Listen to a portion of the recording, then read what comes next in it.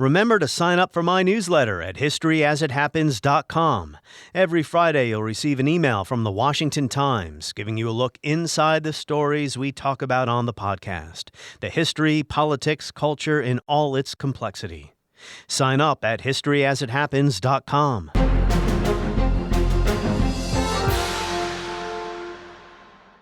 History as it happens, March 14th, 2023.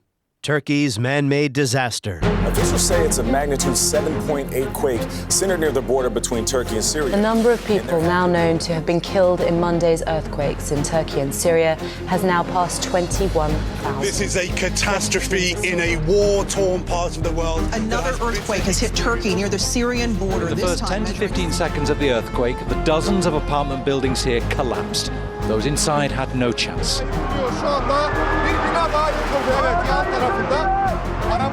Earthquakes in Turkey and Syria killed at least 50,000 people, a toll that's expected to rise. Tens of thousands of buildings in 4 Turkish provinces collapsed or will have to be demolished.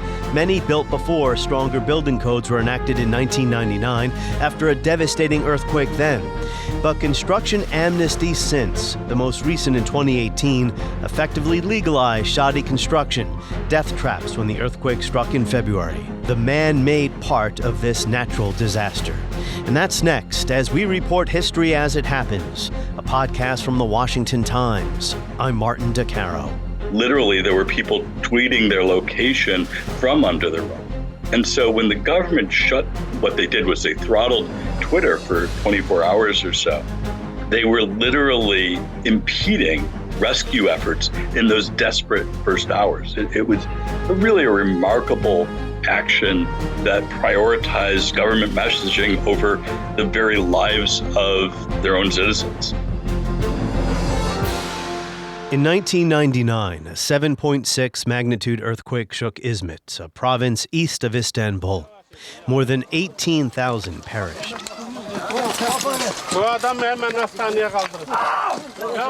This AP archive video shows rescuers pulling survivors from layers of debris in tiny gaps between what used to be floors and ceilings. These scenes are identical to the images coming out of Turkey today of pancaked apartment buildings, roads covered in dust and debris. And this video captured the moment when a large crowd looking for survivors had to scamper away from a collapsing building.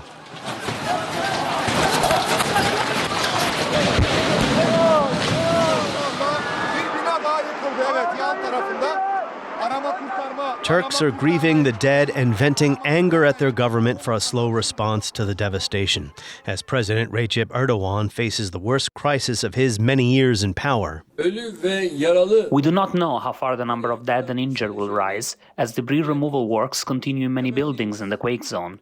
Our hope is that we will recover from this disaster with the least loss of life. Erdogan himself was a critic of the government way back in 1999, then the former mayor of Istanbul. The visibility he received when criticizing the response to that earthquake helped fuel the rise of his party, the AKP, which still rules Turkey today. Erdogan's regime continued the decades-old practice of granting construction amnesties, allowing builders to pay a fee to the government so they could legally ignore safety codes. After the most recent amnesty in 2018, Erdogan boasted the new shoddy building solved a housing problem for 140,000 people. The amnesties proved popular across the political spectrum in Turkey, despite warnings from engineers that a strong earthquake would wreck those structures. As engineers say, earthquakes don't kill people, buildings do. And last month's shocks may cost Erdogan the presidency in May's upcoming elections. Howard Eissenstat teaches Middle Eastern history at St. Lawrence University, and he is a non-resident scholar at the Middle East Institute here in Washington. He is an expert on Turkey. Hello, Howard. Welcome back to the podcast. Hey, Martin. Good to be with you again. So Turkey has a history of devastating earthquakes. Why wasn't the government and the military ready for this one, or ready for the response?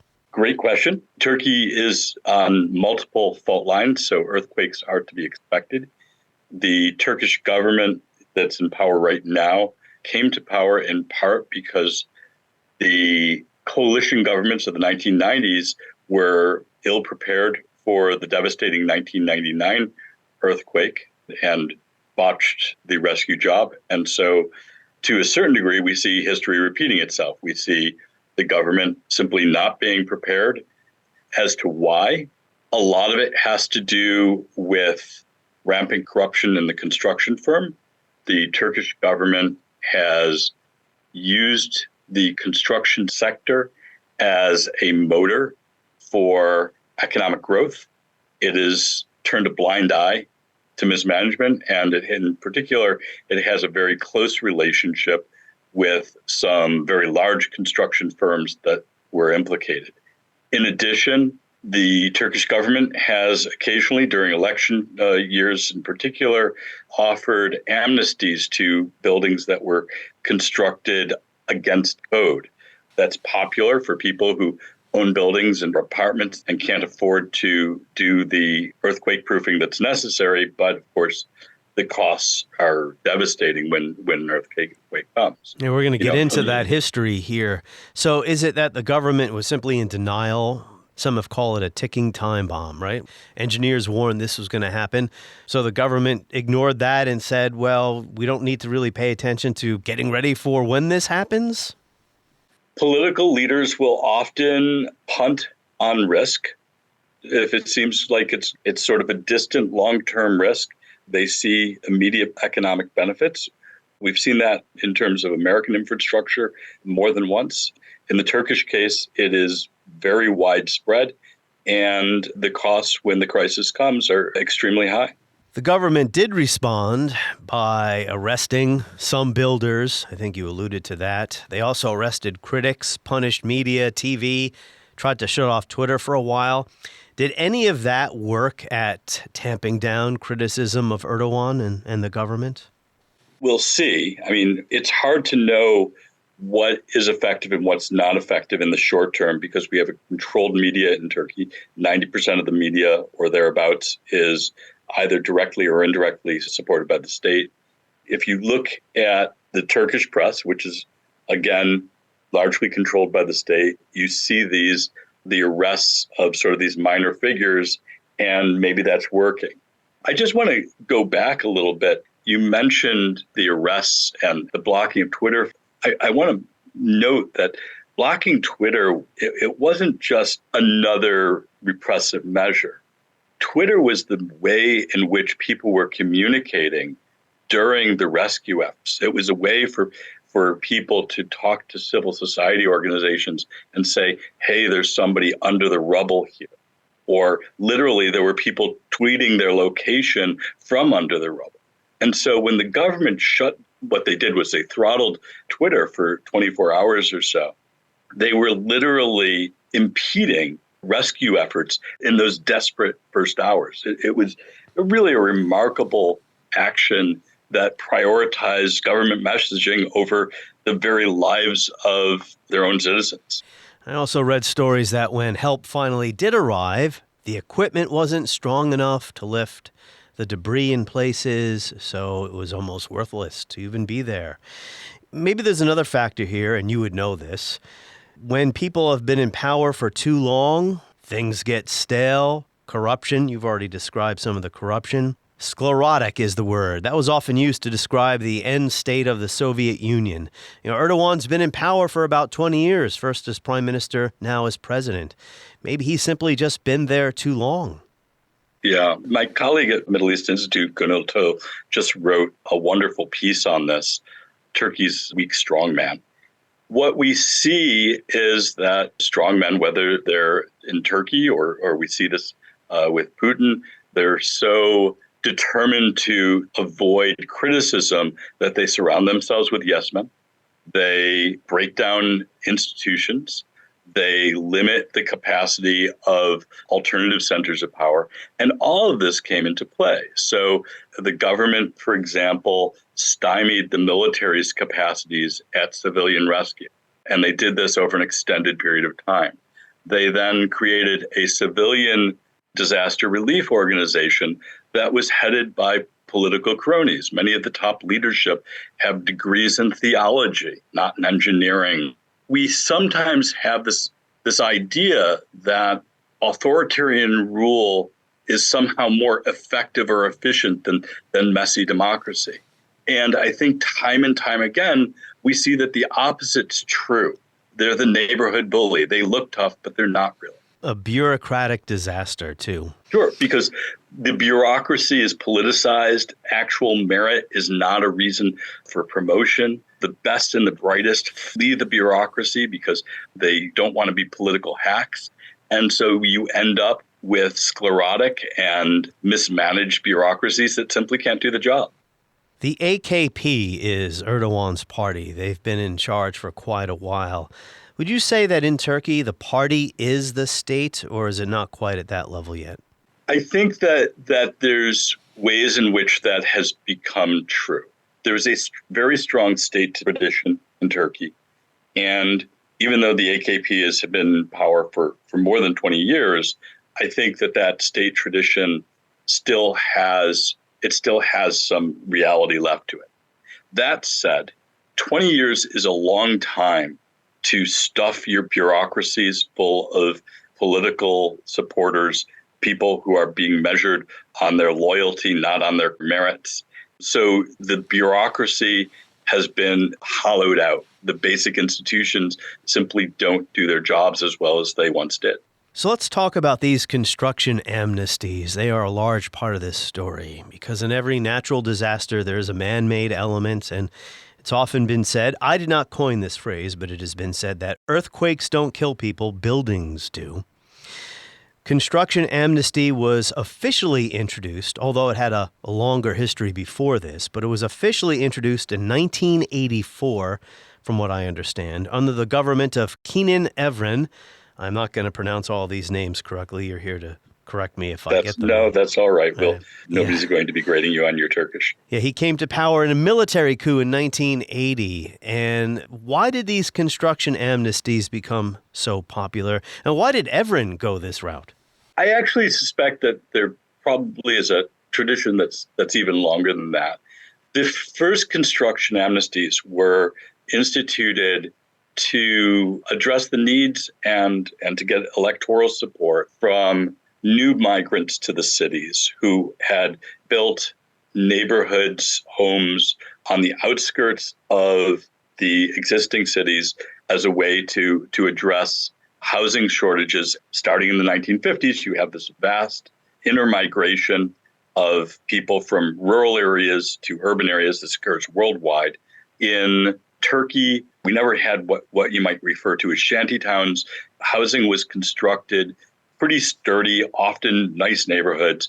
But then there was the electoral desire, the desire on the part of those people to have things recognized by the state, to get electricity, water, sewage brought in, to ensure that they really own the property that they build. And there was a dance between the government and the public about how to do this. Sometimes the government raised the houses, destroyed the neighborhoods. Sometimes, particularly in electoral cycles, they legalized them. And I think that's sort of the long roots of a continuing process. Now it moves from those gecekondu, those new neighborhoods, to the real estate boom of the 1990s, 2000s. And that same political logic, well, they weren't built up to standards, but now people are living in them. Refitting them now would be too expensive. This is a way of ensuring that we keep our house. It's also a way to win popularity for political parties. And to gain government revenue as well, right? So I was reading actually an article in Jacobin, the socialist magazine, about this. It was actually quite a good article. And they blame these construction amnesties in part on pressure to modernize, global capitalism, neoliberalism, monetarism, whatever you want to call it. But Turkey at one point, actually I think this was early in Erdogan's reign, received tens of billions of dollars from the IMF. And there was a push for privatization in the economy. And a large part of the Turkish economy was the construction sector. So I guess these construction amnesties made sense. I mean, I believe Erdogan at one point boasted, after the most recent one in 2018, that it solved the housing problem for more than 140,000 people.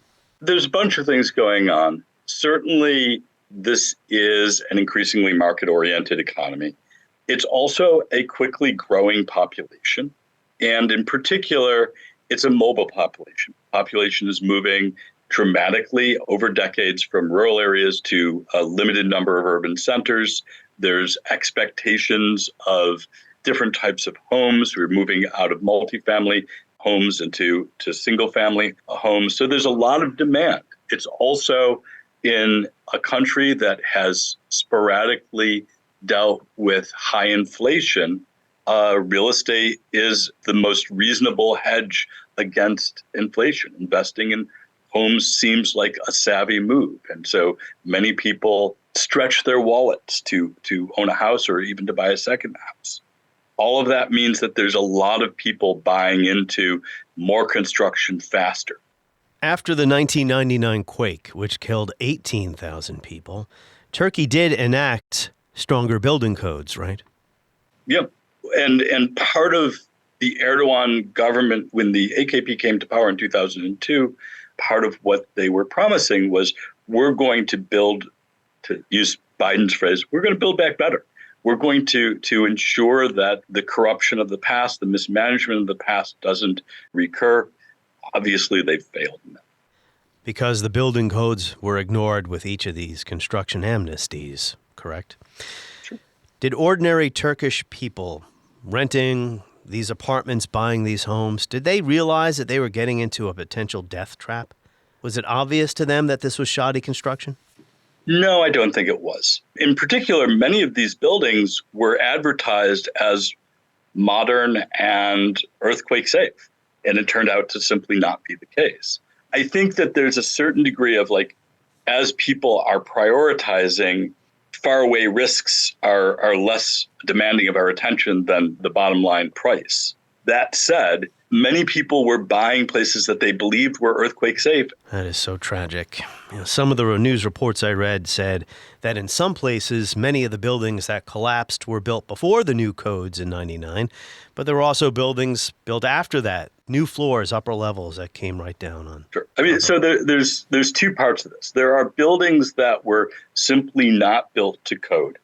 There are also buildings that were maybe built to code, but then the code was broken because the owners cleared out the bottom floors for a grocery store, or because they added additional floors after the building was constructed, all of which should have needed state inspection, and clearly those inspections did not work the way they were supposed to.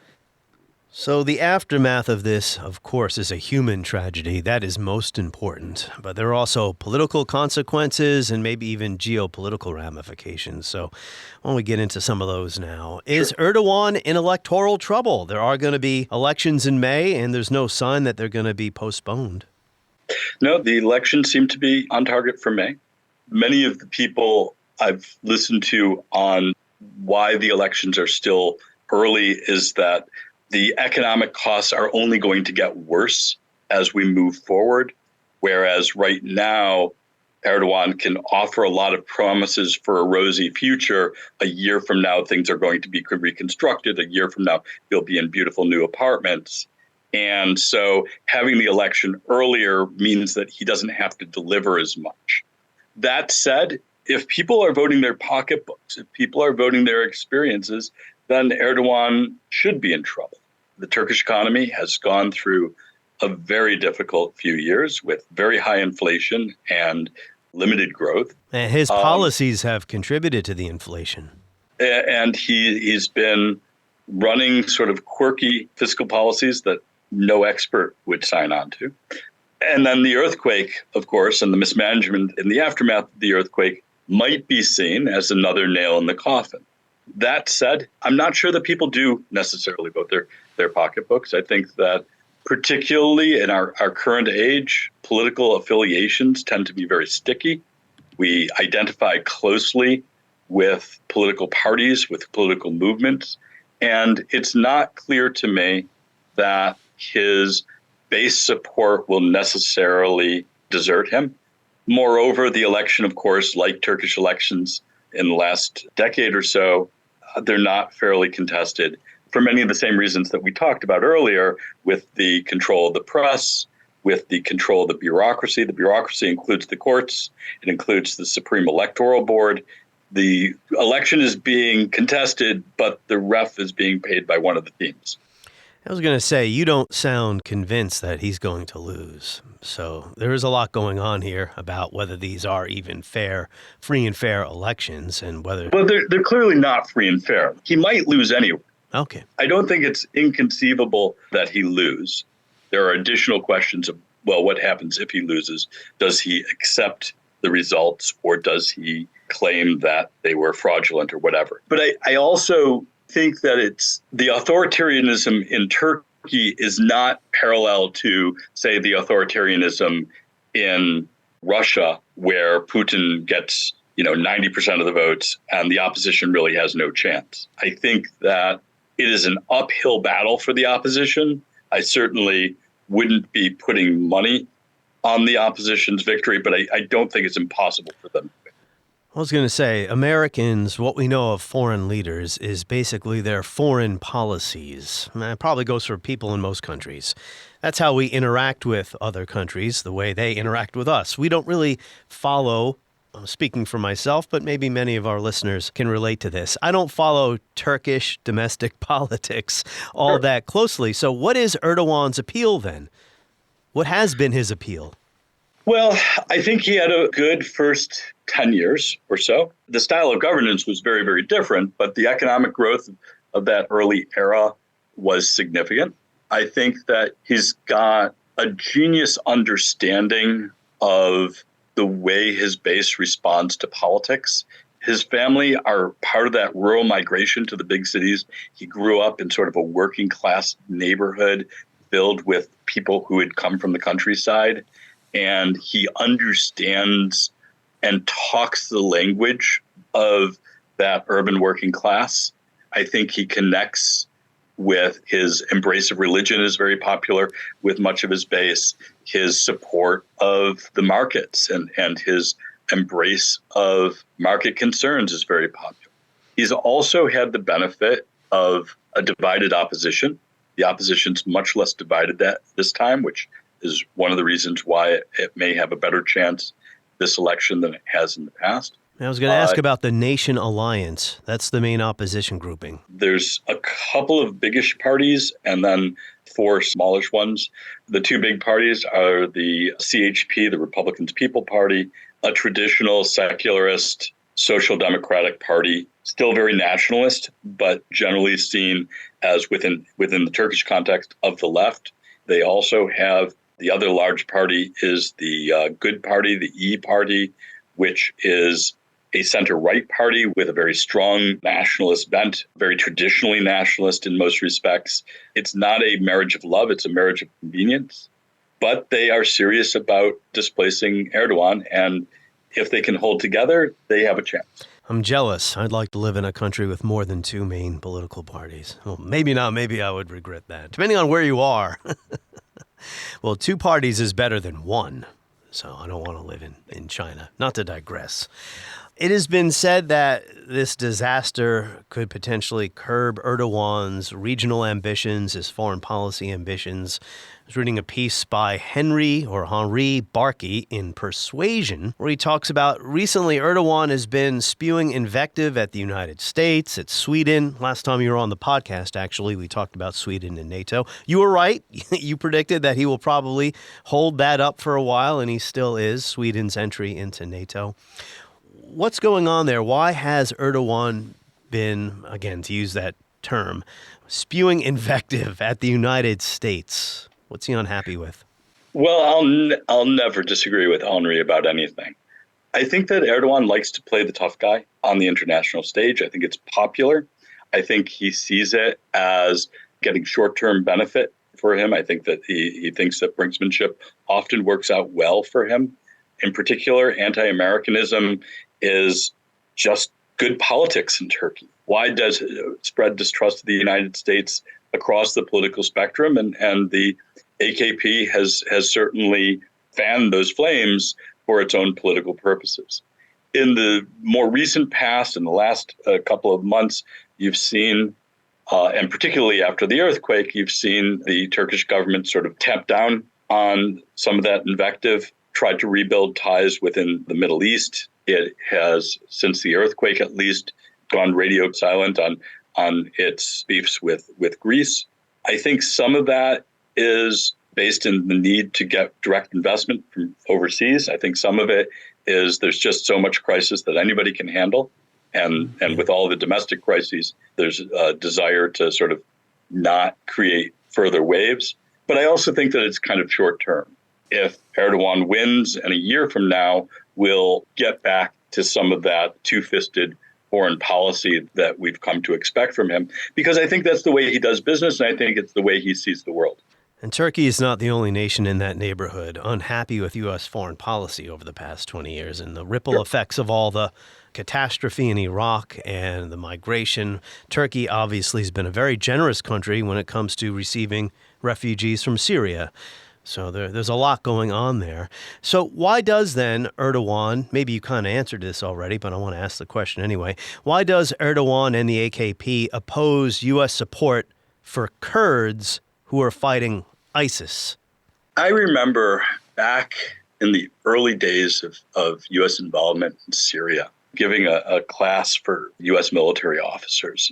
The alliance with the YPG hadn't taken shape yet, and there was still a hope that Turkey would step in. And I said, I don't think it's going to happen. The officers were incredulous. ISIS was so clearly in their mind this tremendous threat. And I said, look, from Turkey's perspective, ISIS is a security issue. The Kurds are an existential one. From Turkey's perspective, the possibility of a Kurdish-dominated statelet on its southern border represents an existential threat because it would act as a natural lure for its own Kurdish population. And indeed, the YPG is genetically related to the PKK, which Turkey has been fighting for decades. I have tremendous sympathy for the YPG and for what they've done in Syria, but part of understanding foreign policy is understanding how things look from the other guy's seat.